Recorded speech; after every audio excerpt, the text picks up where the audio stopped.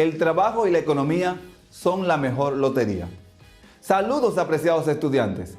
Bienvenidos a la clase de Ciencias Sociales con su profesor de sexto de secundaria, Nelson de la Cruz.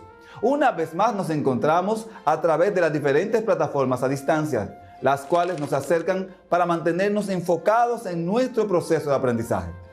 Recuerda que somos lo que hacemos día a día, de modo que la excelencia no es un acto, sino un hábito. Así que colóquense en un lugar apropiado e iniciemos el desarrollo de la clase de hoy. Cuadernos, lápiz y cuadernillo.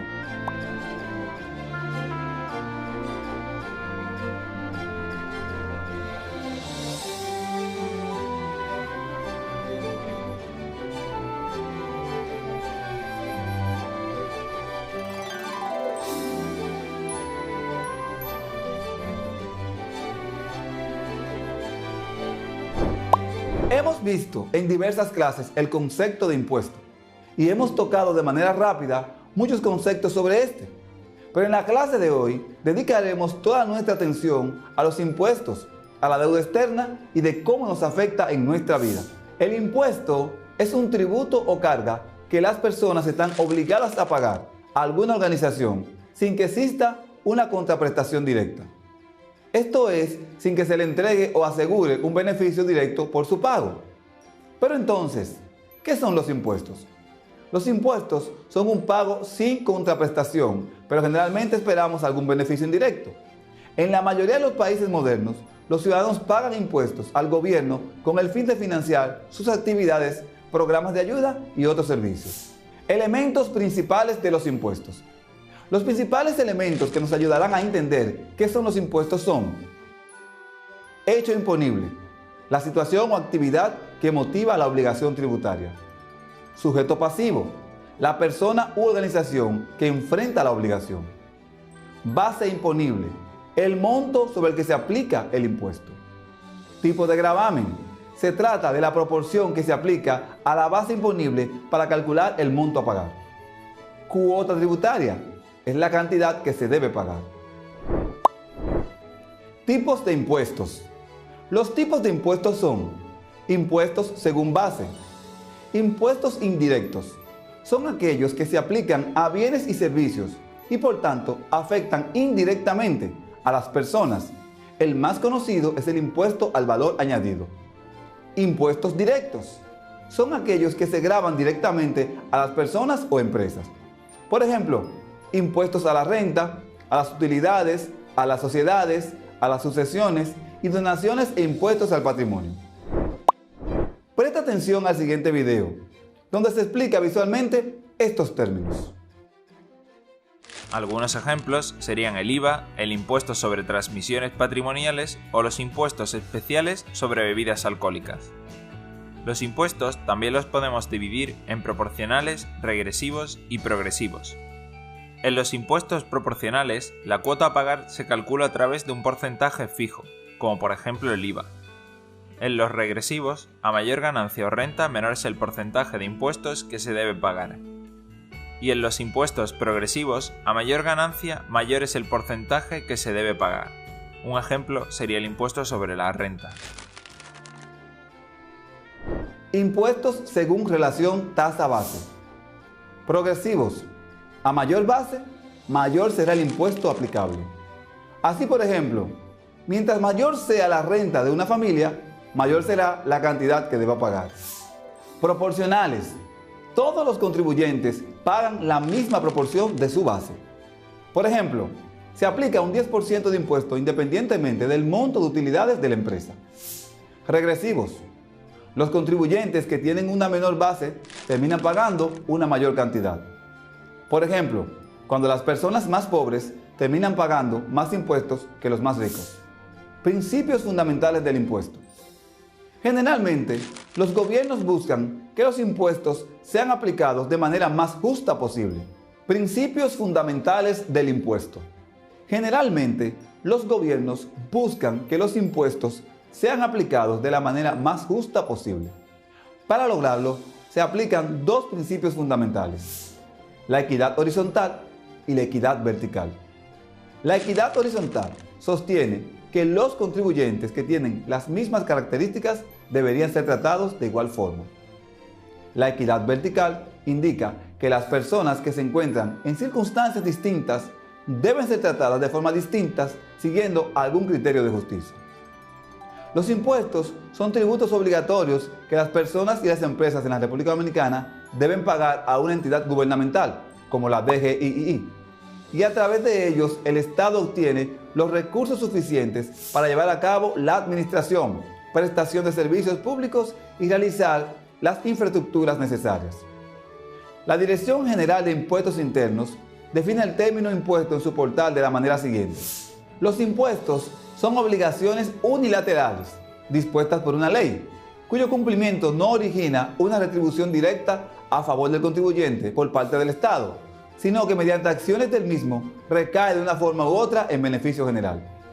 Los impuestos son los tributos más importantes, pues a través de ellos se obtienen la mayoría de los ingresos públicos.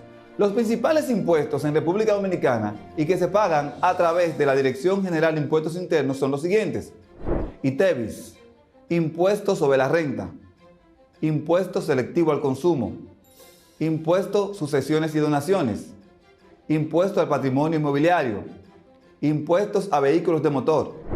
El Impuesto sobre Transferencia de Bienes Industrializados y Servicios, ITEVIS, es el impuesto que grava toda transferencia e importación de bienes industrializados, así como la prestación de servicios.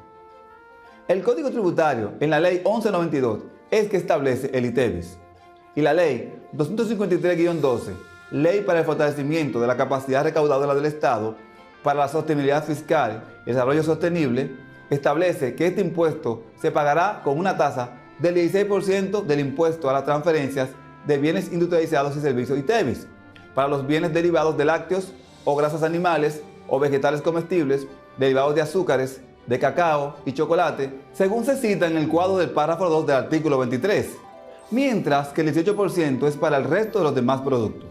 Están obligados a reportar y pagar este impuesto todas las personas físicas, los profesionales liberales, negocios de único dueño y personas jurídicas y no lucrativas y privadas, nacionales o extranjeras que realicen transferencias o importaciones o prestaciones de cualquier tipo de servicio gravados con el ITEVIS. Impuesto sobre la renta. El impuesto sobre la renta es un impuesto que grava los ingresos y ganancias de las personas y empresas. Toda persona o empresa residente en la República Dominicana y las sucesiones indivisas de causantes con domicilio en el país tienen la obligación de pagar el impuesto sobre sus rentas de fuentes dominicanas y de fuentes fuera de la República Dominicana, provenientes de inversiones y ganancias financieras. Están exentos de pago de este impuesto las rentas del Estado, del Distrito Nacional, municipios, distritos municipales, cámaras de comercio y producción, instituciones religiosas, entidades civiles de asistencia social, de caridad, beneficencia, centros sociales, literarios, artísticos, políticos, gremiales, científicos y asociaciones deportivas, siempre y cuando estas asociaciones no persigan fines de lucro. Impuesto selectivo al consumo. Como su nombre lo indica, el impuesto selectivo al consumo es un impuesto que grava las transferencias solo de algunos bienes y servicios. Dentro de estos podemos mencionar alcohol, tabaco, servicios de telecomunicaciones, seguros, transferencias electrónicas. Impuestos, sucesiones y donaciones. El impuesto de sucesiones y donaciones es aquel que se aplica a la transferencia del patrimonio sucesoral por causa de muerte, herencia o legado y donaciones. Este impuesto, en el caso de sucesiones, corresponde a un 3% en base a toda herencia recibida de los bienes, muebles e inmuebles, y le corresponde pagar este impuesto a los herederos, sucesores y beneficiarios de un testamento. Por otro lado, en el caso de las donaciones, este impuesto corresponde a una tasa de un 27% establecido por la Ley 253-12 y le corresponde pagar el mismo los favorecidos en base al valor de los bienes donados. Impuesto al patrimonio inmobiliario. El impuesto al patrimonio inmobiliario es un impuesto anual que grava el total de patrimonio de los fideicomisos y en el caso de las personas físicas grava el total de patrimonio superior a 7.438.197 pesos dominicanos. en relación a los inmuebles destinados a viviendas o actividades comerciales, profesionales e industriales y o solares urbanos. Para este impuesto existen algunas personas exentas al pago del mismo, dentro de las cuales podemos mencionar aquellas viviendas donde el propietario tenga 65 años de edad o más, siempre que dicha vivienda sea el único patrimonio inmobiliario del propietario. Aquellos inmuebles ubicados en zonas rurales dedicadas a labores agropecuarias. Aquellas acogidos a la ley número 158-1 sobre fomento turístico, pertenecientes a los primeros adquirientes, personas físicas. El fideicomiso de vivienda de bajo costo y el de oferta pública. El impuesto a pagar a razón del IPI es el 1% sobre el excedente de la suma total de los bienes inmobiliarios, siempre que sea superior a 7.438.197 pesos. Y para los fideicomisos se aplica el 1% sobre el valor de los inmuebles. Impuestos a vehículos de motor. Los impuestos a vehículos de motor son aquellos que se generan por el registro, asignación de placa, circulación y modificación en la matrícula. Los principales servicios ofrecidos por la DGI sobre vehículos de motor son registro primera placa, traspaso, corrección de datos, duplicado de matrícula por pérdida, oposición, levantamiento de oposición, cesación, exoneración por orden, cesación, exoneración por ley 168-67, cesación de intransferibilidad, pérdida de chapa, derecho a circulación o malvete, pérdida de malvete, cambio de chapa de privado a público, cambio de chapa de público a privado, cambio de chapa de oficial a privado, cambio de chapa de privado a taxi. La deuda externa es el conjunto de obligaciones que tiene un país con acreedores que residen en el extranjero. La deuda externa se compone de deuda pública y deuda privada. La primera se refiere a las deudas contraídas por el Estado y sus instituciones, mientras que la segunda se refiere a la deuda contraída por empresas y familias.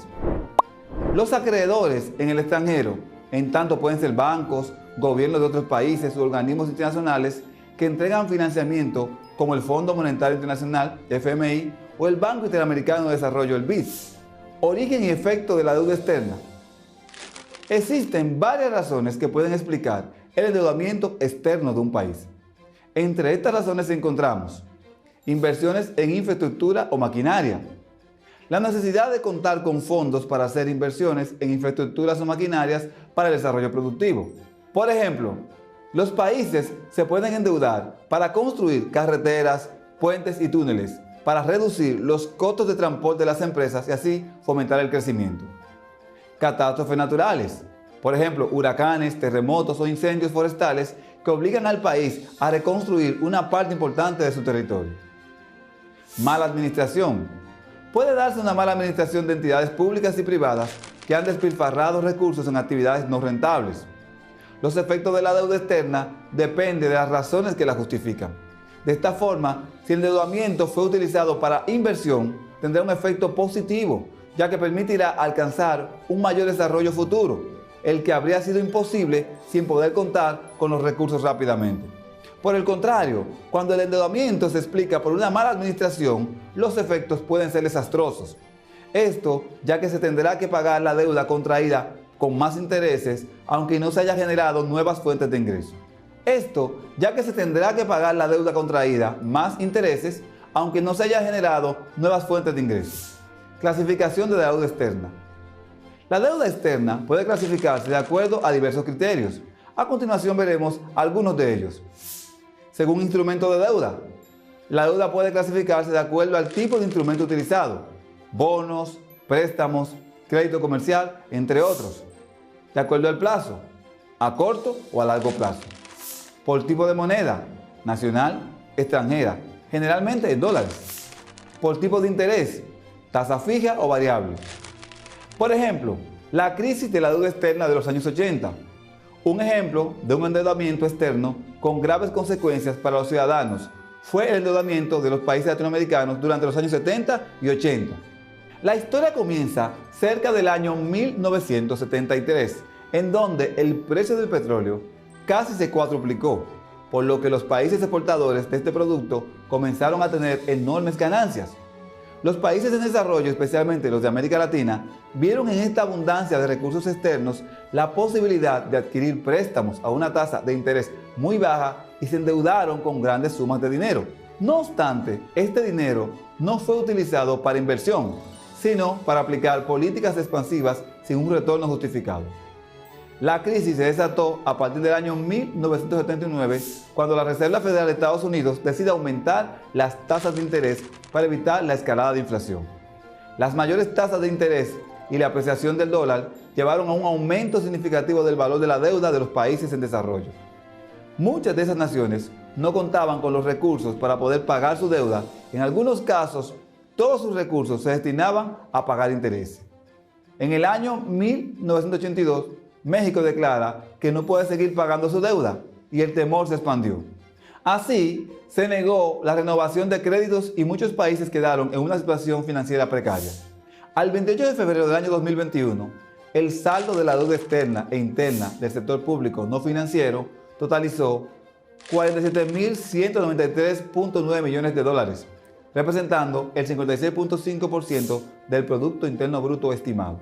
El monto de la deuda está compuesto en un 70.2% por deuda externa, lo cual representa un saldo insoluto de 33.136 millones de dólares, mientras que el 29.8% restante corresponde a deuda interna, que totalizó 813.211.6 millones de pesos dominicanos. Dichos montos representan el 39.7% y el 16.8% del PIB estimado respectivamente. Del total de la deuda interna, unos 2.288 millones, 2.7% del PIB, corresponde a deuda intergubernamental de bonos emitidos por el gobierno central para la recapitalización del Banco Central de la República Dominicana. La deuda intergubernamental es aquella contraída por una institución del gobierno con otra. La Estrategia de Desarrollo Económico y Social de la República Dominicana se ha ajustado en su desenvolvimiento práctico a un proceso gradual que tiene en cuenta la disponibilidad de los factores de la producción, la capacidad operativa de instituciones, la importancia relativa de diferentes sectores para promover la actividad económica, el beneficio económico y social de la población y la posición del país para aprovechar las ventajas coyunturales del sector externo. Para acelerar aún más el proceso de crecimiento, se han establecido las siguientes prioridades. Poner en vigor determinadas políticas de gobierno, formular, evaluar, lograr financiamiento y ejecutar proyectos y programas, adoptar medidas preventivas o de freno a factores nocivos a la economía nacional, estimular al sector privado e inducirlo a incrementar la producción deficitaria actual o la de nuevos rubros que tengan posibilidades de mercado en el país o que puedan ser exportados. La economía informal es aquella donde las condiciones laborales no siguen un marco legal. Así, abarca una serie de actividades productivas donde los trabajadores no cuentan con derechos como vacaciones, compensación por tiempo de trabajo o indemnizaciones por despido. Es decir, este tipo de economía engloba todos los negocios donde hay informalidad laboral, de modo que las personas trabajan al margen de las leyes laborales.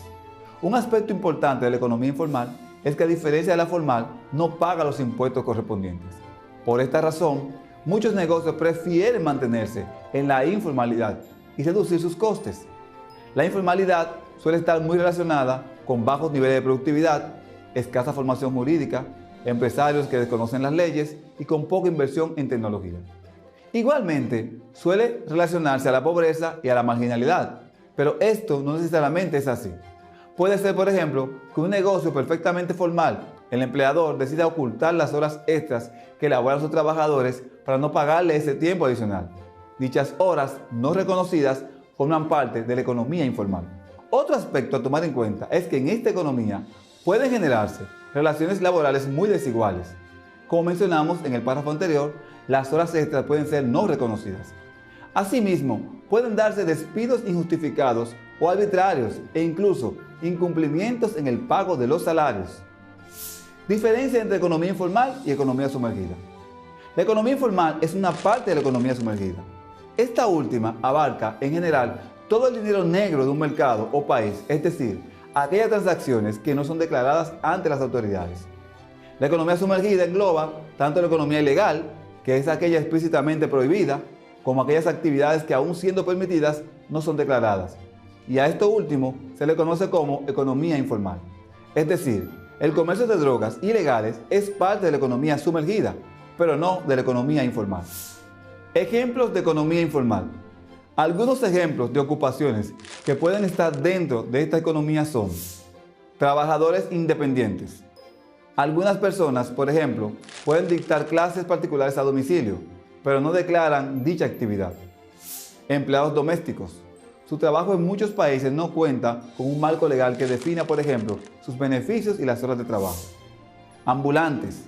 Comerciantes que ocupan lugares públicos, a veces de forma itinerante, para vender sus productos. Hemos llegado al final de la clase de hoy, en donde aprendimos sobre los impuestos, la deuda externa y la economía informal. Esperamos que estos aprendizajes sirvan en tu vida y que cada día te sigas preparando para jugar un papel importante en el mundo económico. Nos vemos en la próxima clase.